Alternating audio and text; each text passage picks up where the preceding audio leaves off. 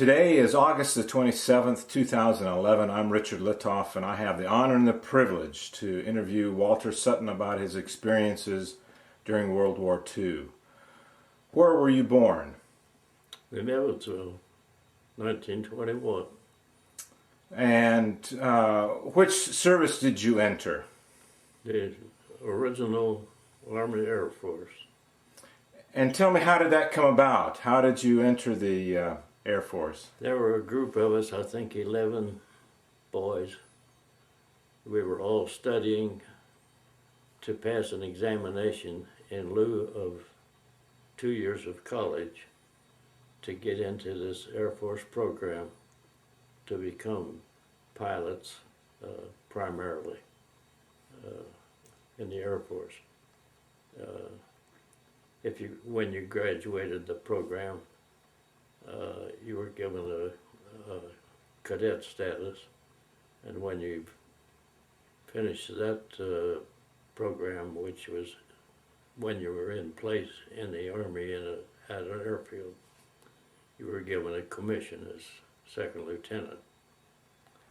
And if for any reason you failed to pass while you were given a discharge and you could come home, you were not in the Army unless you were successful in getting a commission. So anyway, that's the way I joined. So what was the name of that? What was the name of that program, and where did you go through that program? I guess it was just a cadet, Air Force cadet program. I don't recall that I don't know that it had a special name. I guess it did, but I don't know. And where did you attend that program? What did I want? Where did you attend the program? Where did you go? Well, we were attending at Evansville College, and our Pearl Harbor came along, and we, as a group, we went over to the University of Kentucky and took a mental, actually an IQ test. As I recall, it lasted all day long. But anyway, the ones that passed that were accepted into the cadet program, and they were sent to Southern California. But this, well, in my instance, I was signed all the papers and everything, and how strict it was. They said you have one cavity and you're 4 pounds underweight. You have to get that taken care of and come back, and then we'll sign you in. And when I went back, it was after Pearl Harbor, and the sergeant put me on the scale, and I had not gained those 4 pounds. And he says, well, it looks like 125 to me. And I was in. But it just changed. After Pearl Harbor, it changed where they wanted to get started on you right away. Do you remember where you were when you heard about Pearl Harbor? Yeah, I was in Sunset Park Sunday afternoon with my girlfriend, and it came over the radio that the Japs had bombed Pearl Harbor. Yeah. And what was your reaction when you heard that? Well, I knew I was in this cadet program, and I knew, that I'd be, that the situation changed. So it's just, I don't know what my response was. I just, I knew that it was going to be, and things just progressed a little faster. That's basically what happened. I still can't think of the name of that city in California where we were sent. But we were treated a little bit special all the time. A private back at that time made $21 a month. We as cadets, we were paid $75 a month. So it was quite a set aside, really, of the status what you went in as. So when they sent you to California, had you already completed the cadet program at Evansville College, or? Well, after Pearl Harbor, they changed that program to that IQ test, and I think a couple of our group washed out on the IQ thing, but most of them passed.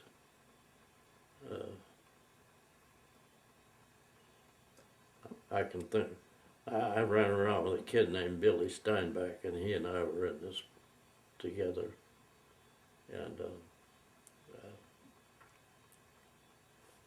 he was called in January, and I was called in February.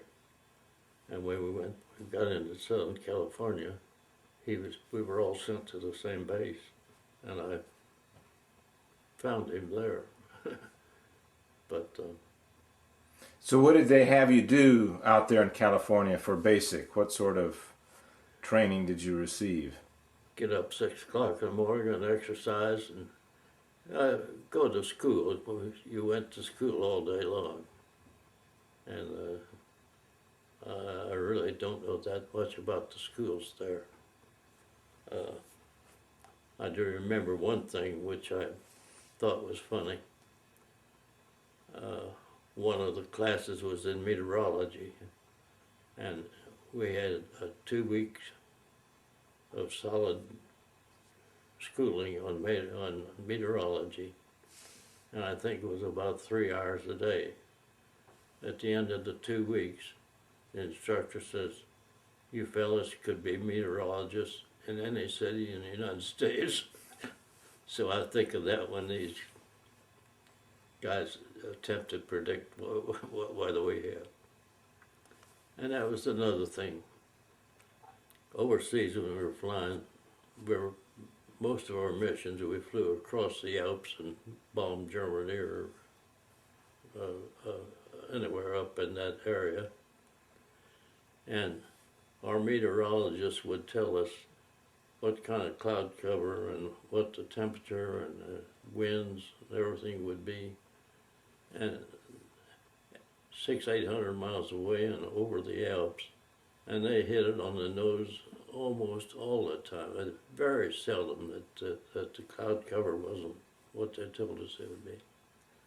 And it just throws me that with all the sophistication they have now and how often I miss, I don't believe in weathermen anymore.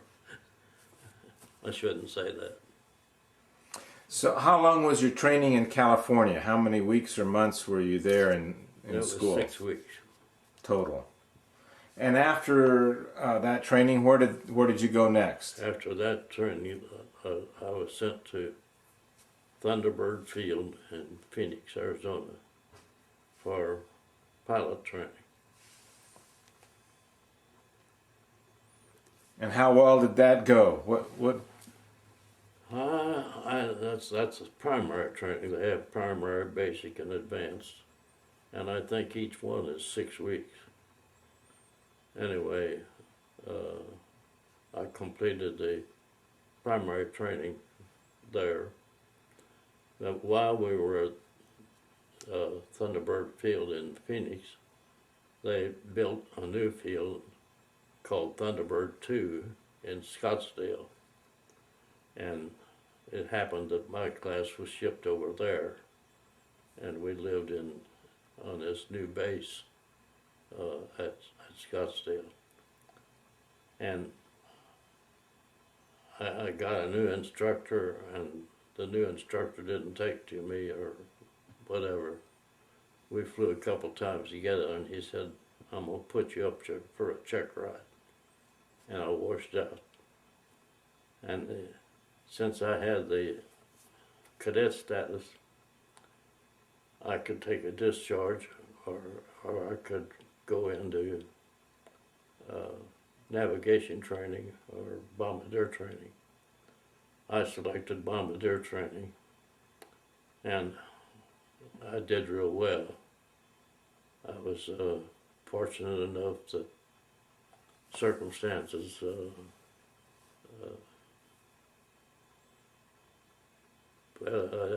I just took to it, and I could put a bomb real close to the center of the target a lot of the time, and consequently I was kind of put aside as and made a squadron training squadron bombardier in Tucson because of circumstances. The pilot I was assigned to in Tucson could not master a B-24, and they had to break up the crew because of his probabilities, and I was made the training squadron bombardier at Tucson, which position I held for about 6 months, which is really fancy, because all I had to do really was make out a schedule of training flights for other crews, and then I'd go into Tucson to the golf course or to the Biltmore Hotel swimming pool, and University of Arizona girls, and I kept that position for, I guess, about 4 months, and then the operations officer there, I got the feeling he didn't like me, primarily because I had such a cushy job. And anyway, they assigned me as a squadron bombardier, or I guess you'd call it a squadron bombardier, of a new group that was being formed, and we were the nucleus of a new group. And the group was formed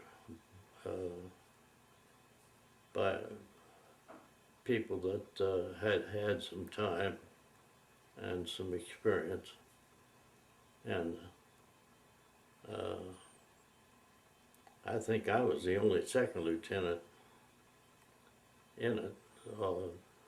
My navigator was a first lieutenant, and my squadron CO was I think he was a major, which was very unusual for a squadron CO.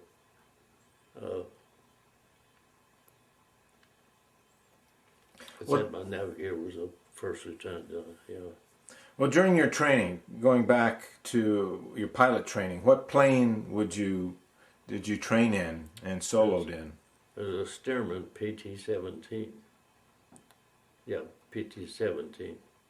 It's a biplane, and you had to pull the propeller through just start it. And I had never been in an airplane in my life, and that thing looked like it was about 40 feet long. It wasn't, of course, but it was open cockpit to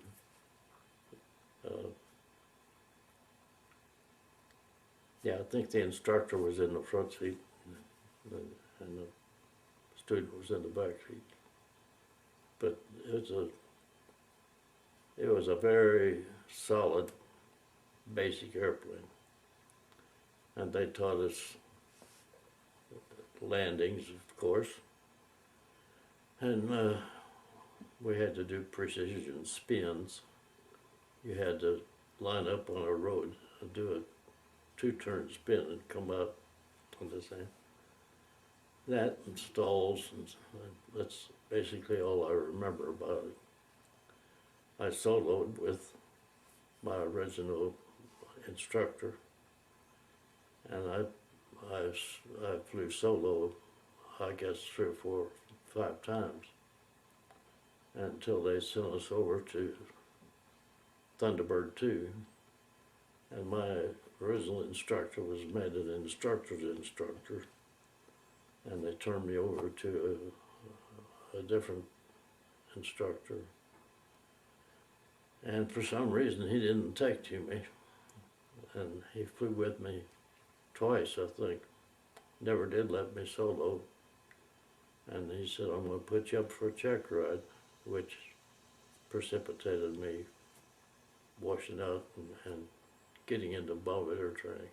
How many hours of flying time training did you have before you first soloed?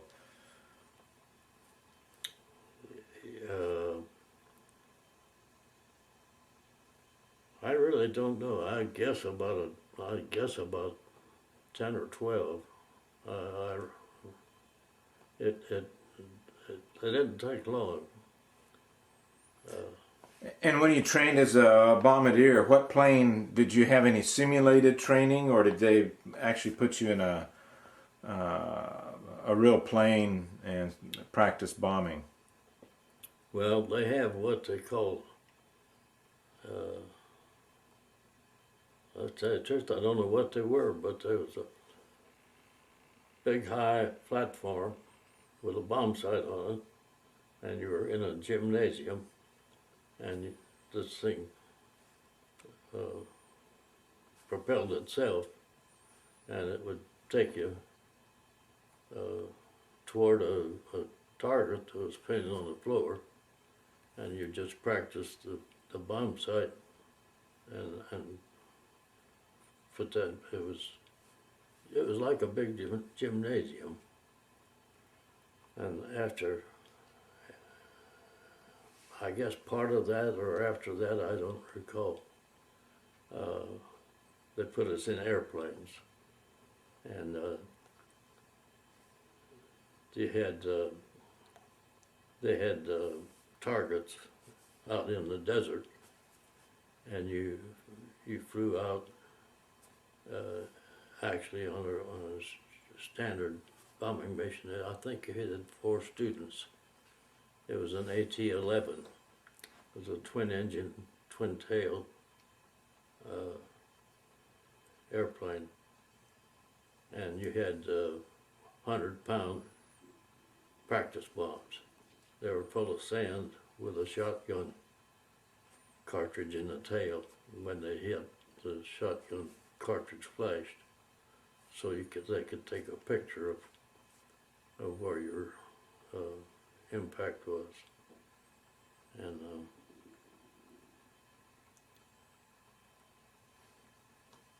in fact, I think that's where I got my commission. I was as on all this other stuff, I was with cadet status, and when they take you and train you as a bombardier, I think that's 3 months, and you graduate and were given a commission, and you're ready to go overseas. So was the practice on the scaffolding in the gym good training for the real plane? It was really bomb sight controlled training. It wasn't that much different than in the airplane. The airplane, you had to deal with maybe some air turbulence and getting lined up on the target. But the bomb sight was tied in electronically with your automatic pilot. So when they turned the airplane over to you, you controlled the airplane through the bomb sight knobs. And like when you're in combat, they're trying to get as many bombs in a small area as they can, and they did what you call pattern bombing, and your lead bombardier focused on the target, and the other people in your flight, there's 8 people in a flight, I think it was. But anyway, when you dropped your bombs, when the lead airplane dropped his bombs, they were supposed to toggle their bombs out. Every airplane had a bombardier, just in case something went wrong. They had a bombardier to complete their mission. But actually, later on, they made bombardiers out of. They took enlisted men and made bombardiers out of them. And kind of insultingly, they called them toggleiers. They didn't call them bombardiers. But in your practice bombing with the planes, did you actually use a Norden bomb sight, or what kind of bomb sight did you use? I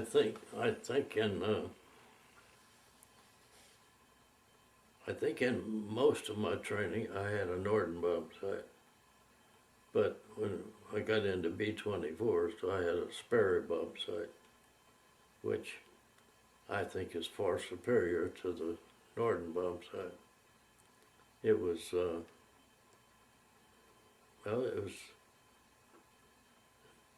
Norden bomb sight was so touchy, and the Sperry bomb sight was just easier to use, and in my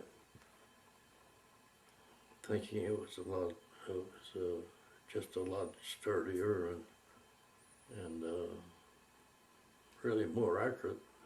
You couldn't. The Norden bomb sight, I don't know, it just to me it was just too touchy, and I had my records and everything on the Sperry bomb sight. That you had to know both, because you never knew what type you were going to get. Our squadron and our group was all B-24Ds, and as far as I know, all the B-24Ds were with a Sperry bomb sight. So I never had to worry about having to use a Norden in combat. But I don't know. I just took to that Sperry. Like I mentioned, the lead bombardier had control of that airplane through the automatic pilot. You'd start a bomb run, what they called the initial point, which was supposed to be 30 seconds from when you released your bombs. Sometimes you didn't have that much. 30 seconds was really a fairly long bomb run, because when you're on a bomb run, you're at an exact altitude, an exact flying speed, and the guys on the ground, they can sight you in real quick. And so the shorter you stayed on that bomb run, the better chance you had of getting back home. But I don't know what I was going to say. Oh, the lead bombardier had control of the whole squadron, 8 airplanes or more. He had control in his fingers, and I guess a lot of people thought bombardier didn't rate a commission, but still, basically, when it got right down to it, he was the guy. He was the primary person that the whole damn thing was up there for, and you were there to get the bombs in the right place, and just the bombardier had a very responsible. I was lucky enough that I had my navigator. The navigator would help me to spot the target, and anything else might happen. And I depended on my navigator to line me on the initial start of the bomb run. And once you pick it up in your bomb sight, you're okay. But those few seconds, you have to have a good shot at it. What information was the navigator giving you to identify the target for you? He was just helping me pick up the target. So did you have photographs of it beforehand in your briefing, or just a map, or just a map with a location? I think we just had a map with the target penned in on the map. Our targets, a lot of them were transportation, rail, and so forth. So they were easy to identify when you were on location. Pretty much easy.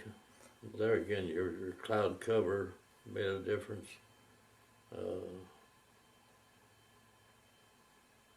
And they weren't all transportation either. They were factories. And I know we bombed Munich two, three, 4 times, and they were mostly factories. I don't remember a book where there says what the targets were, but what was the typical altitude that you were at? 23.5. Almost always 23.5. Could be 21, but as high as 25. The higher you were, the more trouble they had hitting you with their anti-aircraft, because 105, I think 25 is the limit of their height that they could go. A 125 could go to 25,000 very easy. But that's the way they shot at you. Was they had the I don't know what you call it. They had the facilities to tell your exact height, and when you had to make that bomb run and fly straight and level, they had your exact height, and all they had to do was shoot at that so that their shell would explode at that height. And they didn't aim for any one airplane, they aimed for the formation. And when it exploded, it was supposed to bring an airplane down, and frequently did. But I don't know, you couldn't worry about it. You just had to concentrate on your job and just not worry. I had a navigator one time. He had been shot in the arm on a mission, and he was pulled down for 3 or 4 missions and put back on status. And he was assigned, for some reason, he was assigned to our airplane for that. Normally I had my own navigator, and like I say, he helped me pick up target. This guy, I turned around to get some help to, because the target was not apparent. I turned around to get him to help me, and he was sitting on the navigation table with his arms over his head. And when we got back, I reported him. And I said, I don't want him on any flight anymore. And they kept him down for a couple of weeks, but they put him back up again. But you just couldn't be that way. You just had to forget about what's happening and go ahead and do your job. How frequent would it be difficult to find the target due to weather or navigation was a little bit off? Cloud cover and high winds were the one problem. If you had high winds that wanted you to drift, you had to get the I don't know what you call it. You had to get the airplane to fly. You see, you drop a bomb, and it's at 25,000 feet. I forget exactly, but it takes 6 or 7 seconds to get to the ground. And if you have to be placed in your release so that the bomb falls where it's supposed to. You can't just fly straight over the target. You gotta be off to the side one way or another almost all the time. Sometimes you had a headwind and you're pretty straight.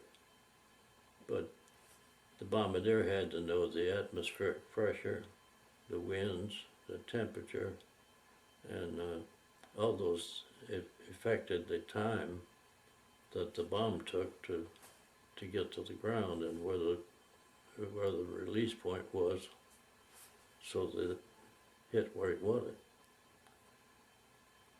Our squadron had the lowest, what do I call it?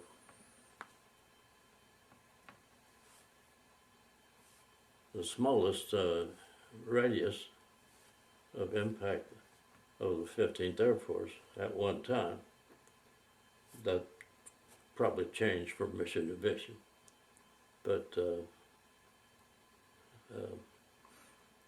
if you couldn't see the target very well or it wasn't clear, what would you do? Would you circle around or go to another target? How did that work? Once in a great while, you had to circle and make a second pass. And usually it was the weather that caused it. They didn't like to do that because they were getting shot at all that time. So we didn't do it unless we really had to, and unless it was a really important target. If it was a target that was not important and you had real bad conditions, they almost always had an alternate target, and if your primary target was blocked out for some reason, that you had an alternate target in the area within 100 miles or so to go to. Normally it was on your route back home. So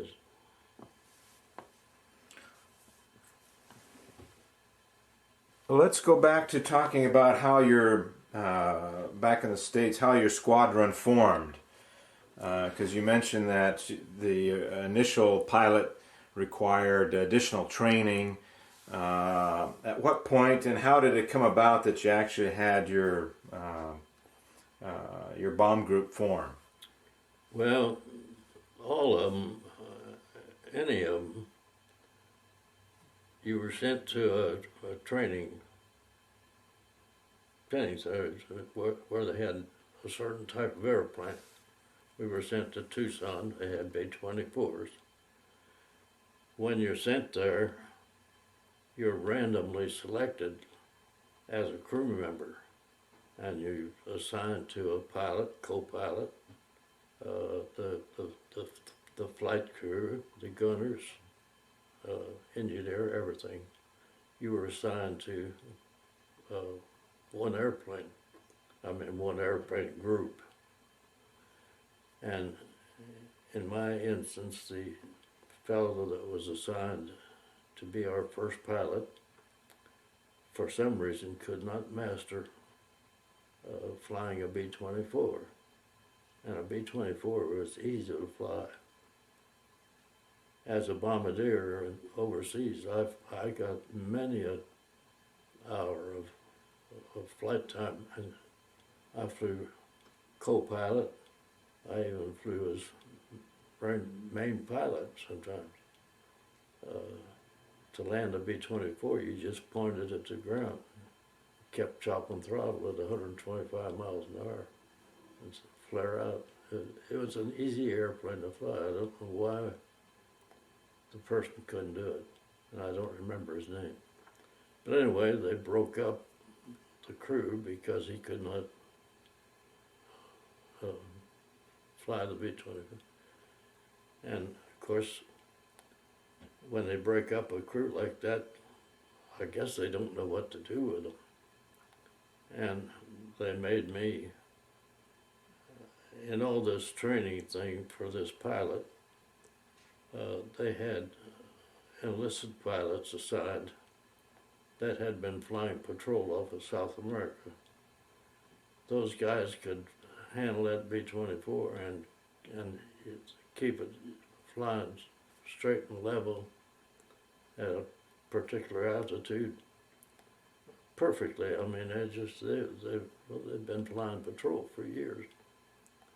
And as such, a bombardier's performance, I guess you'd say, is based on having a good platform, bombing platform. And consequently, with all this training, I had a very low, what they called circular error in my bombing. So they made me the training squadron bombardier at Tucson. And I don't know if I mentioned, I had a cushy job for about 6 months. And I had an old convertible, and I'd drive up to the University of Arizona, and the girls would jump in.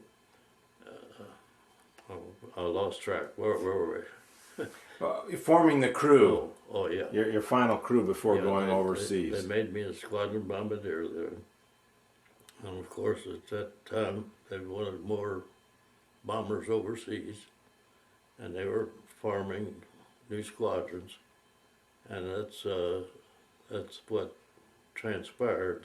They formed a new squadron and a new group at Tucson to eventually get shipped overseas. And I was assigned as the squadron bombardier to this new squadron. And the pilot that was assigned had formerly been in charge of a bombing school, so he knew what it was all about. The navigator was, he had been commissioned for a year or so. He was a first lieutenant. The co-pilot was a second lieutenant. I don't know who he was. And I was a second lieutenant. But anyway,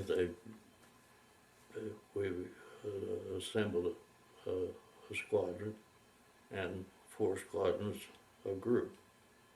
And we had a bird colonel for the group commander.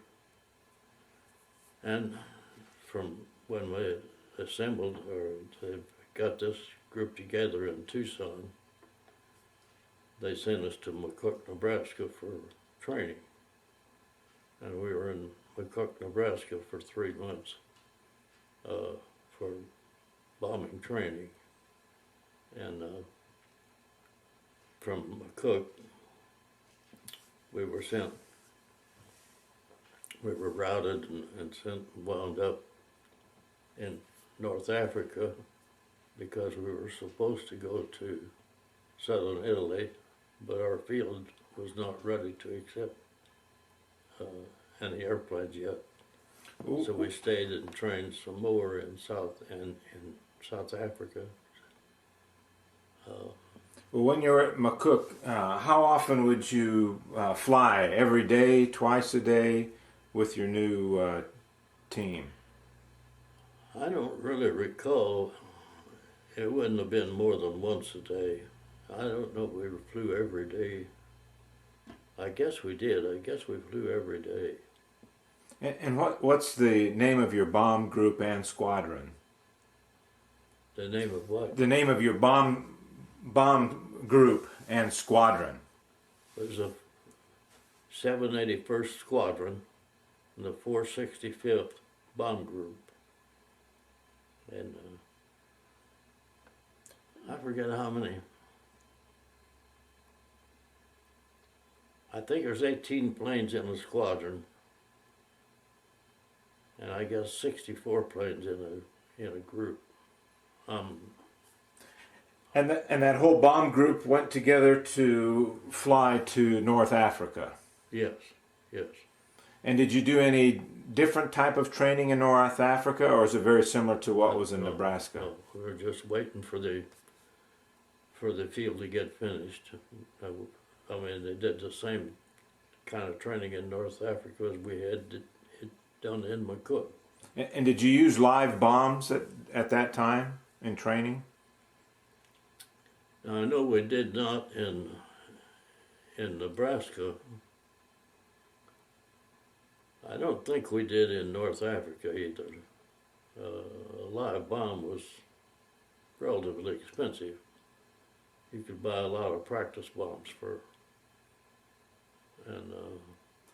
And later on, when you were doing missions, did you feel that training you had both in Nebraska and North Africa was helpful and applicable?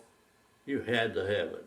That's, I mean, well, on our field, when it was finally finished, there were two groups assigned there, the 464th and our group, the 465th.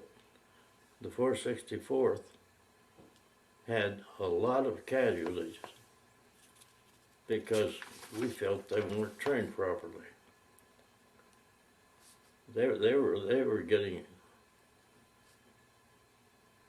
5, 7, 8% casualties just on a regular mission. Nobody knew why.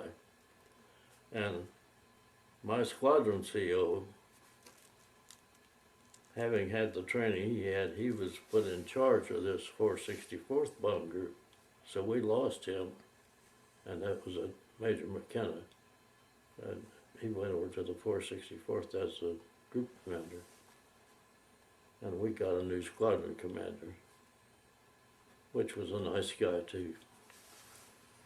He was a nice person. What was his name, your new? Jack Locker was the second person's name. And he was a West Pointer. And what was the new airfield that you were at in Italy? Pantanella.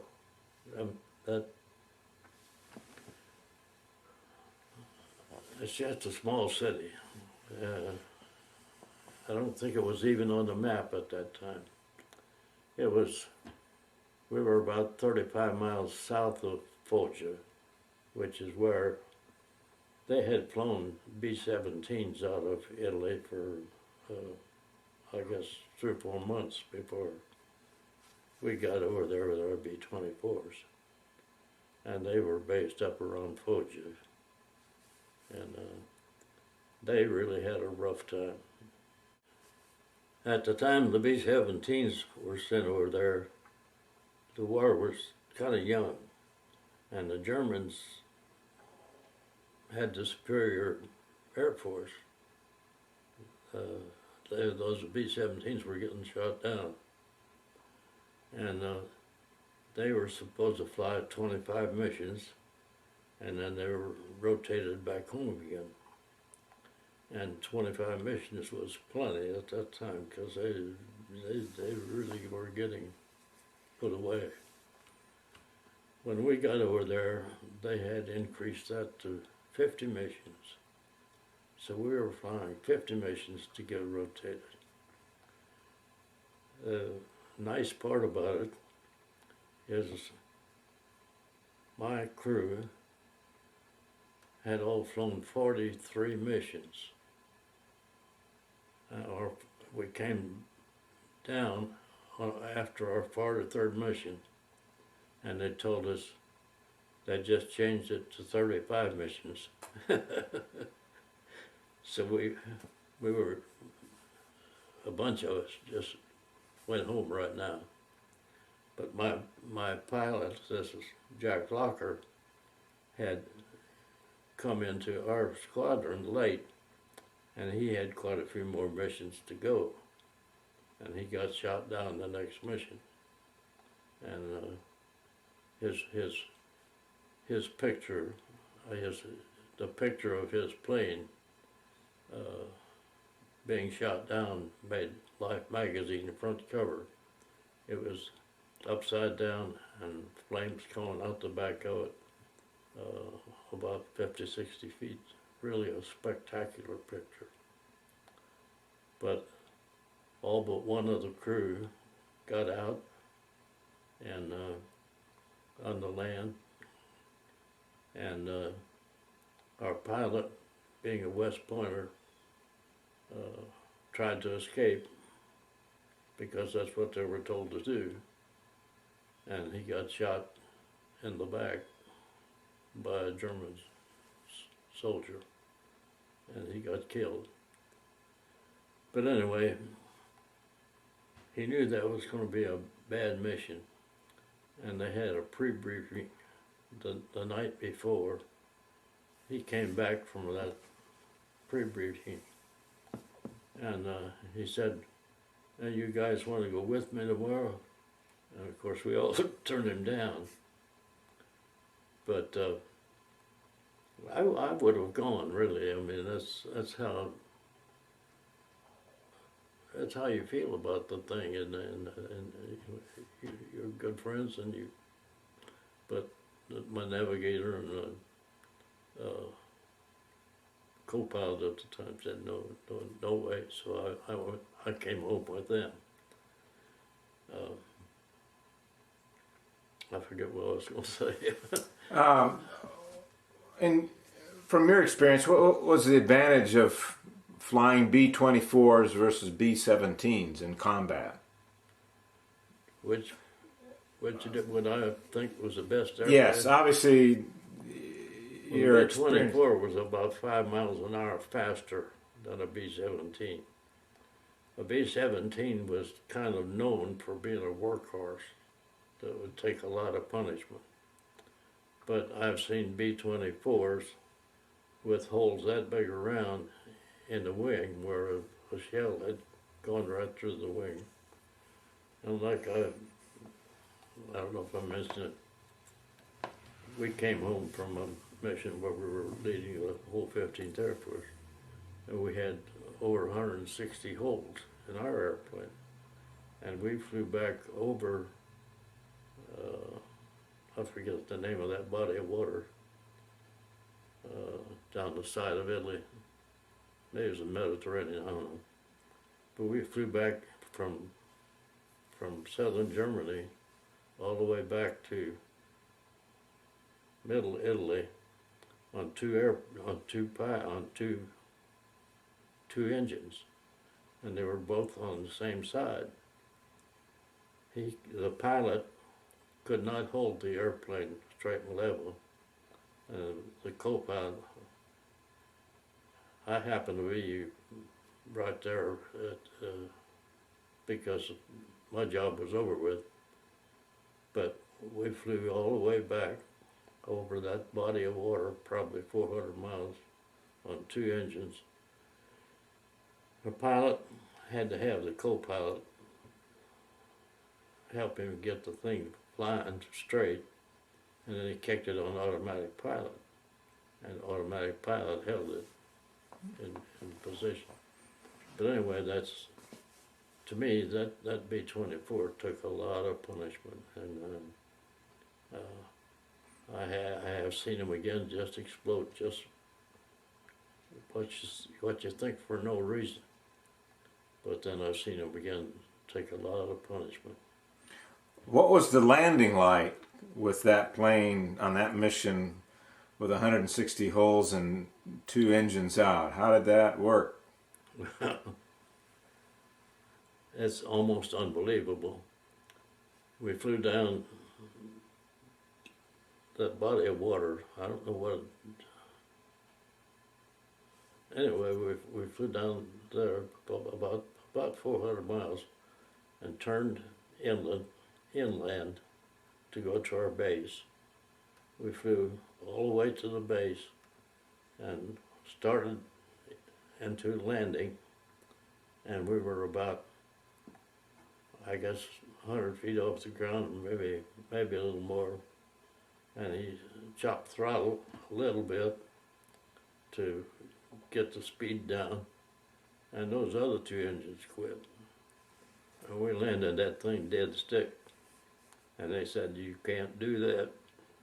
And it did have a dropping rate pretty quick, but he got it on the ground after all that time. But I don't know. It was easy to land. It was. I landed it a lot of times. My tent mate was the operations officer, and as the operations officer, one of his duties, he had to check out every airplane that was worked on. If I worked on an engine, he had to fly that airplane and bring in and out all 4 engines and certify it ready for combat. About 90% of the time, or more than that, maybe 100% of the time, he'd say, come on, Sut. And I flew co-pilot, just he and me. We'd fly, we'd take it up and take in and out all 4 engines, and then land it. And I'd say half of the time I did the landings, and you kick the flaps down at the proper time and just keep chopping throttle. It landed at 125 miles an hour. It was a tricycle landing gear, and you just keep chopping throttle and keep it at 125. And when you got close to ground, you flattened out and landed, and there was nothing to it. Now, he didn't let me take it off, I think maybe a couple of times, but I landed it, I flew. We used to buzz with that thing. It's hard to, well, we were buzzing one time, and we were so low that we had to pick it up to go over a barbed wire fence. And we came back with weeds in the cowling. But it's just the kind of stuff we did. So did you get in trouble for buzzing? And was this the airport or somebody's farm? No, we used to take the plane and go down, fly down to Barry, which is the seaport on the other side of the island, try to blow over sailboats. Just for fun? Just for fun. You know, the Italians were actually, they were captive. They just couldn't, they couldn't do anything about you. Now, we used to have P-51s come and buzz our field, and they'd really put it down and do a barrel roll while they were doing it. And some of those guys got sent home because they thought they'd kill themselves, and they sent them home. But that's what we were doing one day, and Hank Willett was that guy. We called him Flaps because his ears stuck out. And he says, let's show those P-51 guys what a buzz job is. we got well over a red line on that airplane, and a piece of the front end of the plane came back and hit the windshield. And he said, "I guess I better let her up, son." But that's, like I say, I had a lot of fun over there because everybody was in the same boat, just 50 miles or so out of the target, and they'd fly with us over the target because that's when the most stuff might go on. That's when the Germans tried to shoot it down. And they'd fly us about halfway back home. Then they'd run out of gas and have to take off. A funny one, we had a pilot from Athens, Georgia, I think. And he was a real hell-bent Southerner. To him, a colored man wasn't anybody to be friends with. He was coming back one time from a mission. He lost an engine, and he had to drop out of the group, and he was out there by himself, and 3 ME-109s jumped him. And over the radio it says, B-24, so-and-so place. I'm in trouble. I lost an engine and I got 3 ME-109s on my tail. And this voice comes back on the radio, says, "Yes, boss." "Yes, boss, we got you." And they came up and chased the Germans away. That evening at the debriefing, somebody asked him, "Well, if you met that pilot, what would he say to him?" He said, "I'd kiss his ass on Main Street." But anyway, those were good pilots. They were good pilots. But we were over there when we were finishing up. Our squadron and group was there, I guess, almost a year after I got to come home. But the Germans had invented the jet aircraft, and we ran into a few of them. And man, they could fly. But So you saw these jet yourself as Yeah. a bombardier, saw the jet I only saw a couple of them, but they just, go by you. and at that time they couldn't stay up very long. They came up and stayed maybe 30 minutes, and they had to go back. They just didn't have them. It was the first ones they had, and they just wouldn't stay up very long. Were they, for your squadron, were they more deadly than the ME-109s?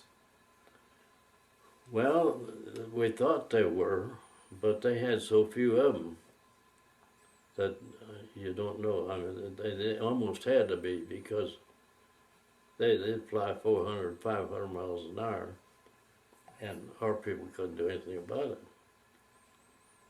It got to one point, after a mission, they'd send a P-38 over the target area to take pictures of what damage had been done.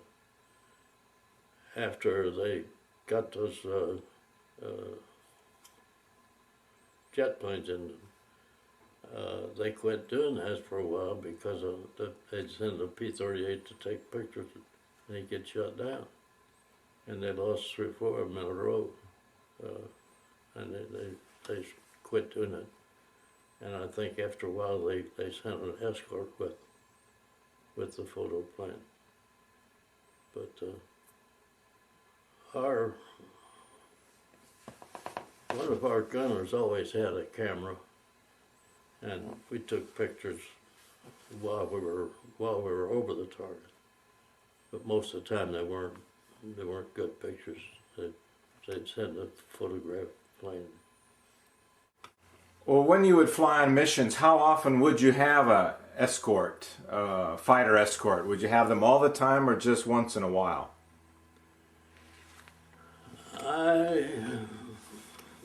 I guess we probably had fighter escort more than half the time, but somewhere around half the time. If it was a short mission or something that was not a real hard target, we didn't have escort, but we liked to see them anytime. And if it was a long mission, it was something up into Germany, far up there, they'd get escort almost all the time. How often would your gunners have to fight off enemy aircraft? How often would the gunners on your plane have to fight off enemy? Every mission, or was it frequent? There again, I don't know, but I would say probably not more than about 20% of the time.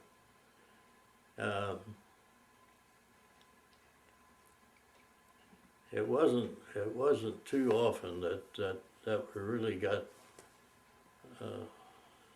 them coming in close to us.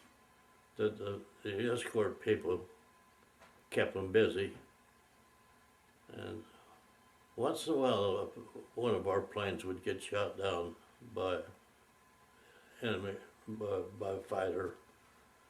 But I don't think all the time I was over there, more than a half a dozen at the most got shot down by fighters. The flak and aircraft, that was what got most of them. And how often would your plane, for example, what percentage of your missions would your plane be hit by flak? By flak? Oh, I'd say being hit by flak probably 75% of the time. But sometimes it was light flak, which you didn't really worry about. But sometimes it was heavy flak, and that's what got you. And how did you deal with that? How did you? Well, nothing you can do, just keep on flying. And the worst flak was at the target area, and that's where you had to fly straight and level. And that's where the planes got shot down by flak. After you left the target area and were on your way home, well, you didn't see any flak anymore. They had mobile flak. I remember one time we had a rail yard, and I was looking through the bomb sight. We were supposed to bomb sight this. We were supposed to bomb this rail yard, and I was looking through the bomb sight, and I could see these flashes of fire coming right straight at us. You knew it was one of those guns going boom, boom, boom, boom. And I remember thinking, okay, you sons of bitches. And, but actually, I would say we ran into heavy flak maybe a third of the time. I don't really remember. Is there one or two missions you remember in particular that were difficult or challenging, and why was it? Well, that one where we got the two engines shot out. It was supposed to be a milk run, and with a bunch of rank from Group and Air Force headquarters came down to get a mission in. Those guys all wanted to get 5 missions for, I think they got an air medal if they flew 5 missions. So we had, I guess 3 or 4 of them come down to fly that mission with us. We had a general flying co-pilot that day. Anyway, we hit southern France on our way in, and a squadron of German, Hermann Göring had his own squadron of airplanes, of fighter planes. Anyway, his squadron hit us. We were leading the whole Air Force, and they came in right straight at us. And I thought, well, Walt, you've had it. But they shot down our wingman. They missed us and shot down our wingman right then. But then about that time, a bunch of P-51s jumped them and chased them away. Or else they went back and picked on more of our flight back behind us. Anyway, that's all we saw them. And that was, I don't know, not more than 5 minutes, I don't guess. When you first saw those Göring's fighter planes coming at you, what sort of communication was going on in the air? What kind of talk was going on? Not a whole hell of a lot of communication. I mean, they saw them and they started shooting at them,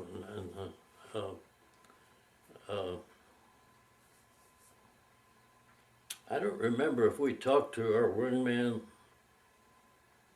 before he got shot down or not. I think there was some conversation between our pilot and that wingman. But there, fortunately, they were not. I think a couple of them were killed, but most of them got out and were captured. And I had a letter from one talking about that mission. But anyway, we flew on up into France, and we were hitting, there again, I don't remember that target. I think some kind of a aircraft ammunition target. Anyway, and we were supposed to hit an IP and turn onto the target, and we were supposed to make this turn about 20 miles before where they knew there was a big anti-aircraft installation.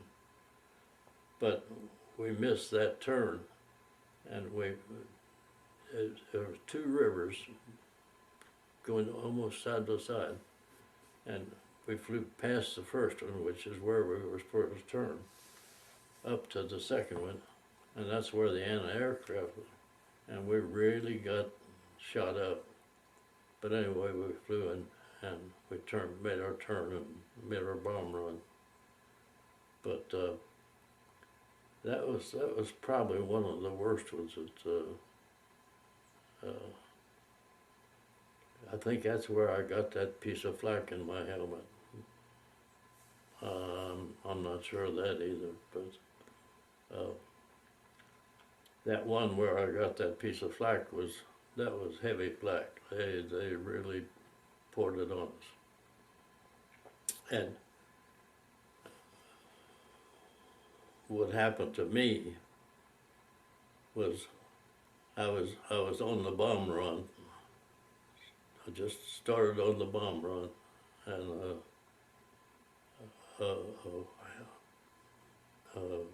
a shell exploded right under us and really shook the airplane, knocked me off of the bomb site, I guess about 5 feet. And I wasn't hit, I climbed back up on the bomb site and completed the bomb run, and it was pretty accurate. And when I had started the bomb run in the first place, I laid my helmet down beside the bomb site, and after I made the bomb run, I picked up my helmet and put it on, and a piece of flak fell out of it. It had gone through one side, but it lost its impact and hadn't gone out the other side. But that was some of the heaviest flak we encountered, I think. This is my original flight jacket, which I wore all through combat, and there aren't many of them around anymore. It's a long time ago. And explain the insignia for your group. the insignia is what our plane was. What do you call it? The emblem on our airplane. This is, and it's our squadron official.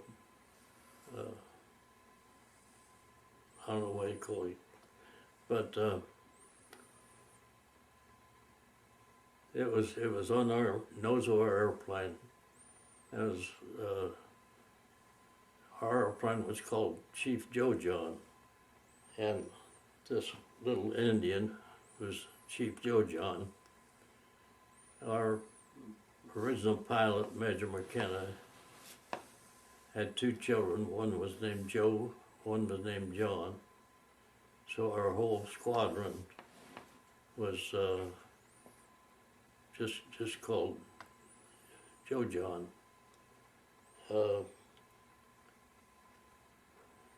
I guess that jacket is 60 years old. it's old.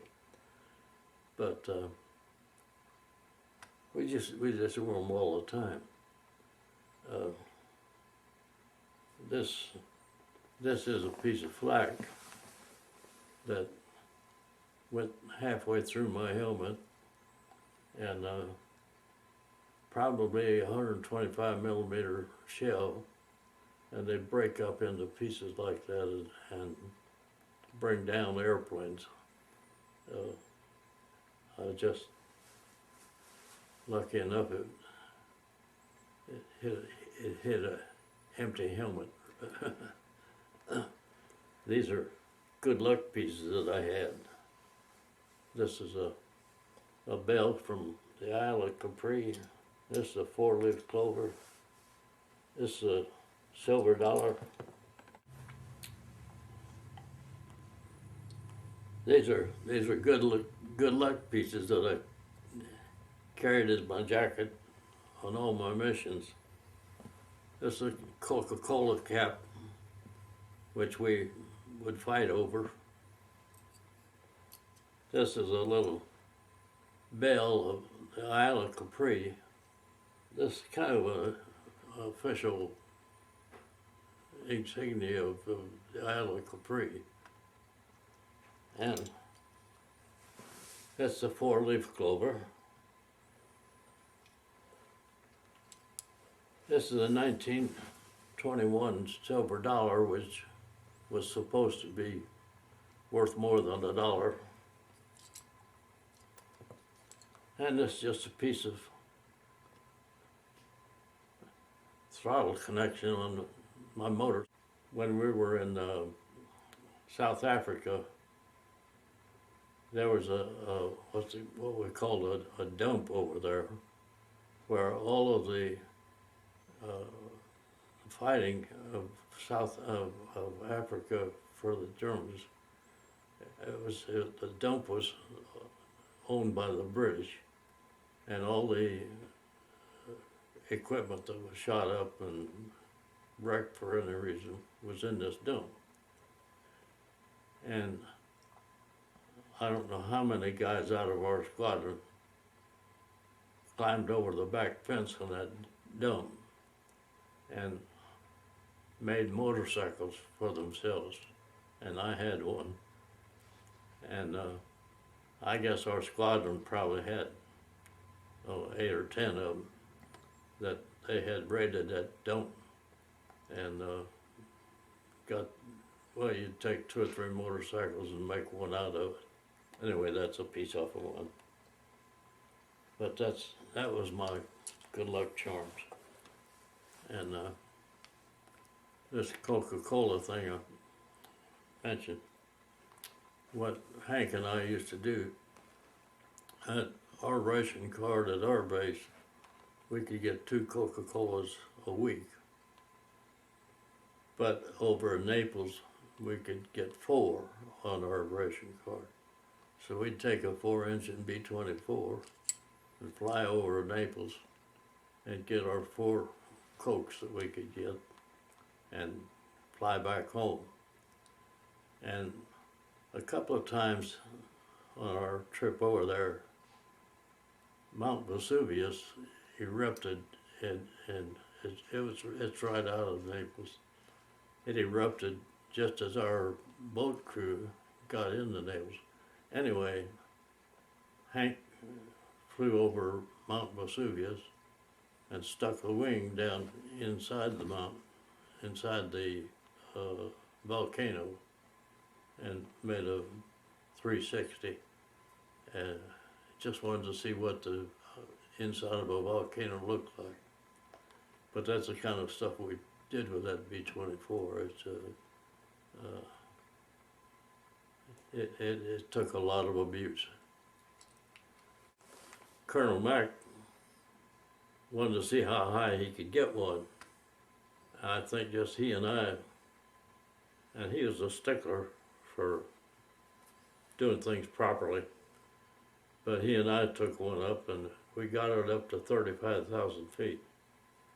It's as 25 was supposed to be the ceiling limit, and it really is, but we nursed it up to 35,000. At that altitude, you really didn't have any control on it. The air was too thin, and the wings on a B-24 are pretty narrow.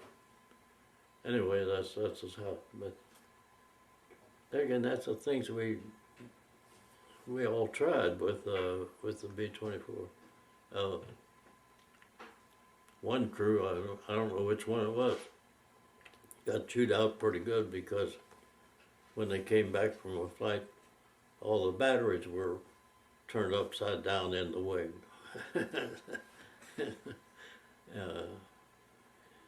Just, they wanted to know what that airplane would do, and they'd try to find out.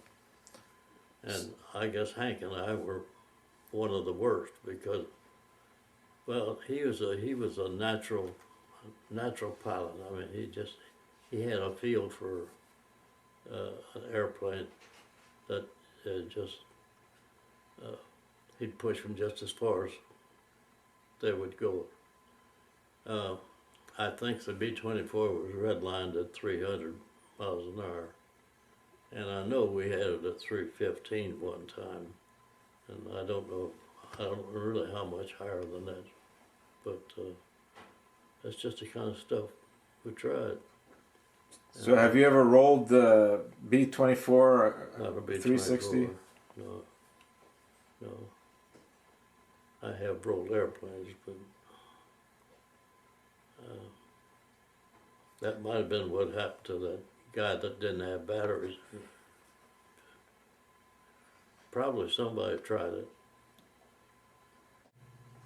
They separated the officers and the enlisted men to some extent. We had an officers club. They had an enlisted men's club.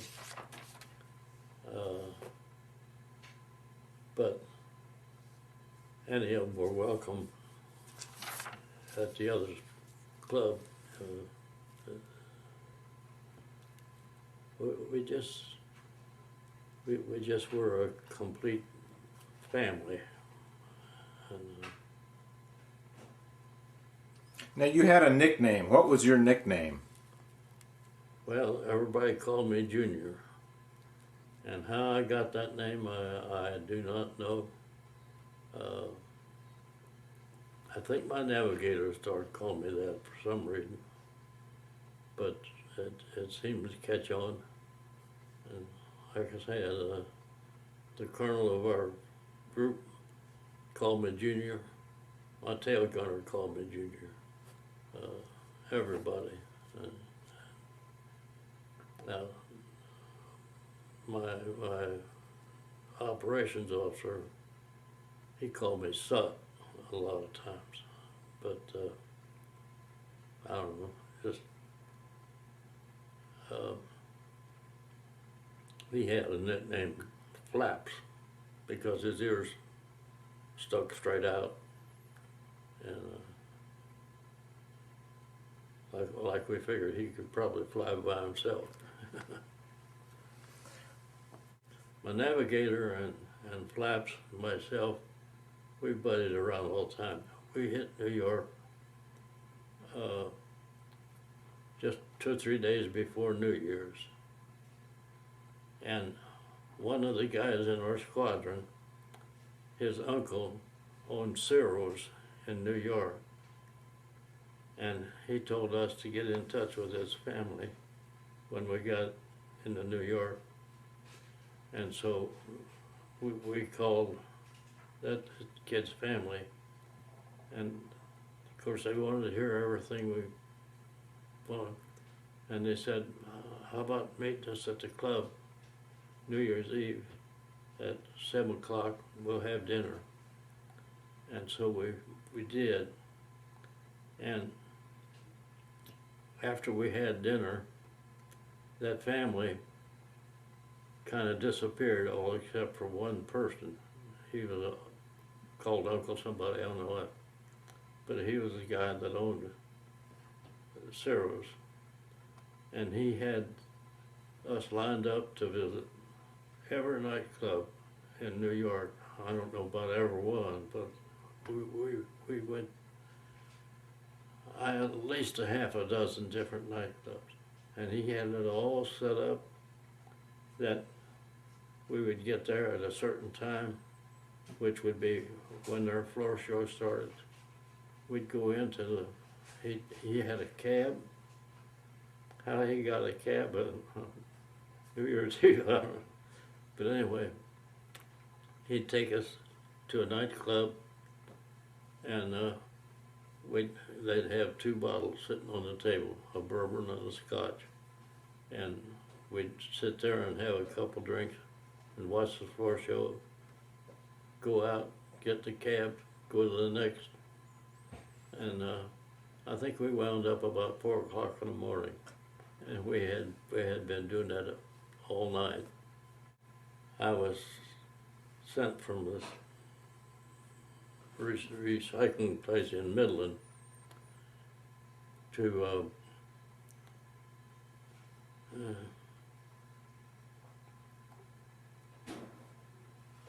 in New Mexico, a bombardier school. And when I got there, they put me in charge of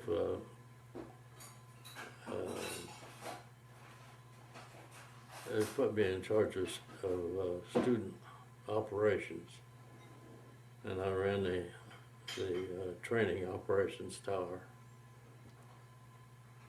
And anyway, when Japan surrendered,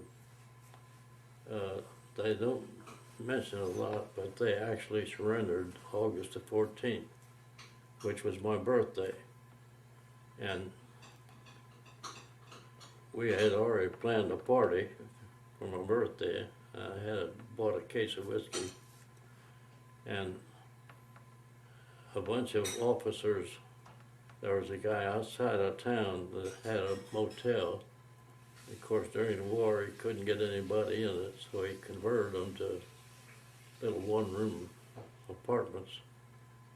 And anyway, it was about 10 of us that stayed at this former motel. And we were all planning a big birthday party for me. And it came over the radio that Japan surrendered.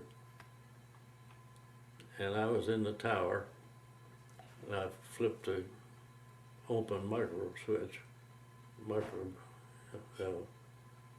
Uh, anyway, I opened the I don't know what I'm trying to say. Anyway, I opened up the thing where you talk to the airplanes, and I said, Japan just surrendered. You guys get home the best way you can. I shut the damn thing down and walked off.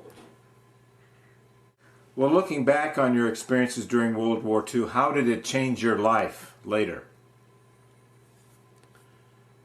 I don't know. I mean, you don't know what your life would have been either way. I guess it gave me confidence in trying things or doing things. My wife at that time was pretty, I don't know what you'd say. I mean, she took things as they came. And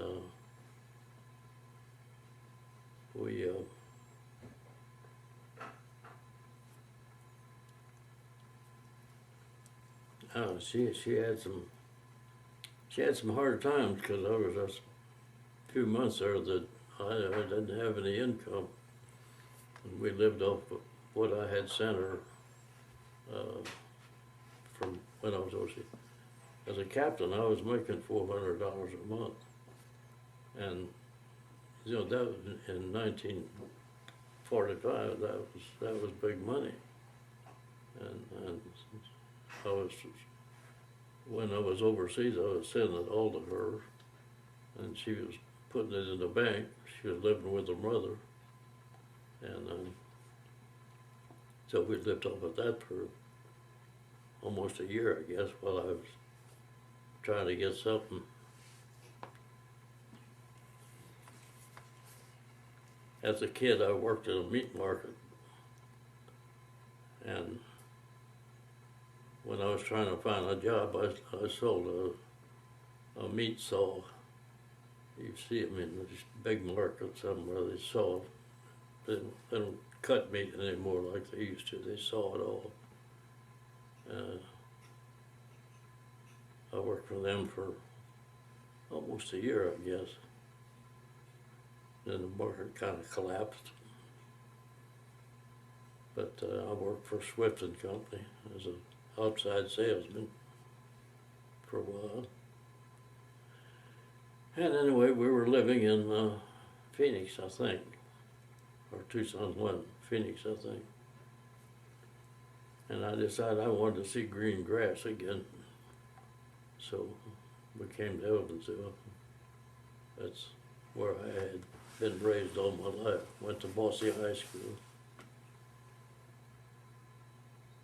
But I just had a very, I don't know what you'd call it, experience or what. I was in semi-responsible jobs all the time, and for some reason I never let them throw me. I guess it was just ignorance, but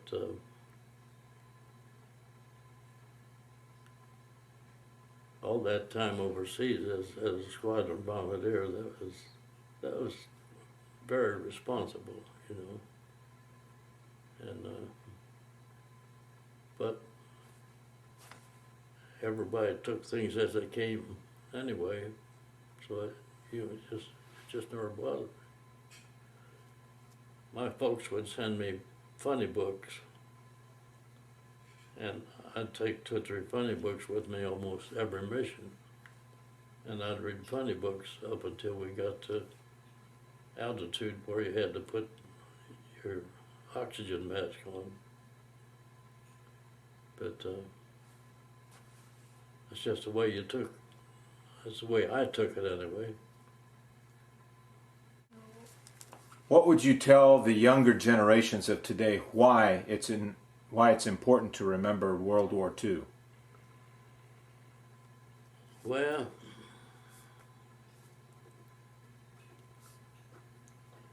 I think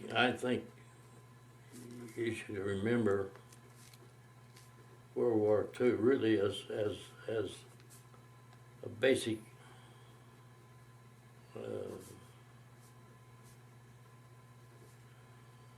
basis for a lifestyle.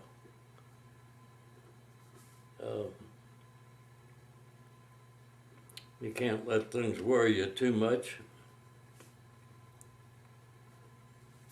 but you can't be too frivolous either. That's I mean, World War II made me grow up, and but I didn't realize it either. And then I was never afraid to try a new job or anything like that. I figured I could learn something just as quick as anybody else could. I never completed college or anything like that, but I really didn't need to. And my last job I just fell into, and it was a beautiful job. I stayed there 45 years, and I was an outside salesman for bearing service. Coal mines were my big customers, but I was probably responsible for some of their biggest accounts. I had blanket orders with a lot of big companies: General Electric, Peabody Coal, Amex Coal, Alcoa.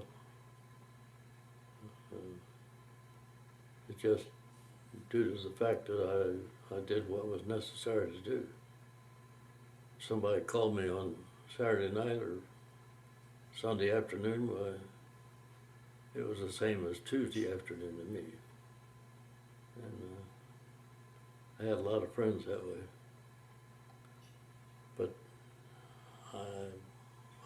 I guess World War II just